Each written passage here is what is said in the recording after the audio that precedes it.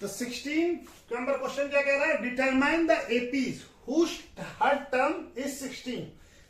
ऐसा एपी बताना है हमको जिसका कि थर्ड टर्म क्या है 16 है, और क्या है 7 term exceeded the fifth term by 12, यानी कि 7 टर्म जो है उस एपी का वो फिफ्थ टर्म से, फिफ्थ माने 5वें टर्म से 12 ज्यादा है, 12 मोर देन है, एक्सीड कर रहा है, ज्यादा है, ठीक है ना, एक्सीड का मतलब ज्यादा है। यानी हमारा क्या क्या दिया हुआ हमको, A3 दिया हुआ, A3 कितना है 16, और क्या दिया हुआ है A7 और A5 का रिलेशन दिया हुआ है। A7 जो है वो क्या है A5 से कितना ज्यादा है, 12 ज्यादा है, ये दिया हुआ है। तो हमको इसका एपी बताना है, ठीक है ना, क्या बताना है, एपी बताना है। तो A3 को क्या लिख सकते हैं, A3 इक्वल टू क्या होता है A plus 3 minus 1 into D. तो A3 का वैल्यू कितना है 16 इक्वल टू क्या हो जाएगा A प्लस और 3 माइनस 1 कितना हो जाएगा 2D। तो ये पहला क्वेश्चन बन गया, ठीक है। और दूसरा क्वेश्चन क्या बनेगा, A7 इक्वल टू क्या है A5 प्लस 12, ठीक है।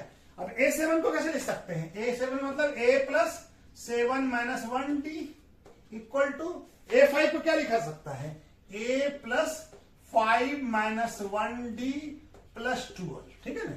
तो ये हो गया हमारा, तो ये क्या हो जाएगा A plus 6D equal to A plus 4D plus 12, ठीक है। अब ये A दोनों तरफ है, कट जाएगा, ठीक है। और 6D है यहाँ, तो यहाँ आ जाएगा 6D माइनस 4D, यहाँ प्लस में है 4D, तो यहाँ जाएगा तो माइनस हो जाएगा इक्वल टू 12। चलिए यहां दोहरा देते हैं, तो क्या आ जाएगा 2D इक्वल टू 12, तो D इक्वल टू कितना आ जाएगा 12/2, क्या आ जाएगा, तो ये आ जाएगा 6, D का वैल्यू क्या आ गया 6, कॉमन डिफरेंस क्या है 6। अब हमारा पहला क्वेश्चन भी पुट कर देते हैं, तो A plus 2D equal to कितना है 16, A का वैल्यू नहीं मालूम, A का वैल्यू से निकल जाएगा 2 इंटू 6 प्लस 16, तो A प्लस 2 इंटू 6 कितना होता है 12 16, ठीक है ना। अब ये क्या हो जाएगा A इक्वल टू 16 माइनस 12, तो A का वैल्यू क्या आ गया 4। तो हमको ये मालूम हो गया, आप डिटरमाइन करना है एपी।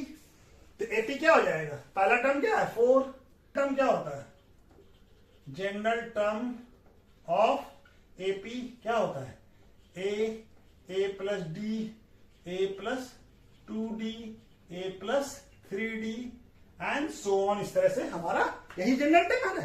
तो A का वैल्यू क्या है A है 4 और 4 प्लस D कितना है 6, फिर क्या आ जाएगा 4 plus 2 into 6 plus 4 into 3 into 6, इस तरह से सो ऑन, ये हमारा नंबर होता जाएगा।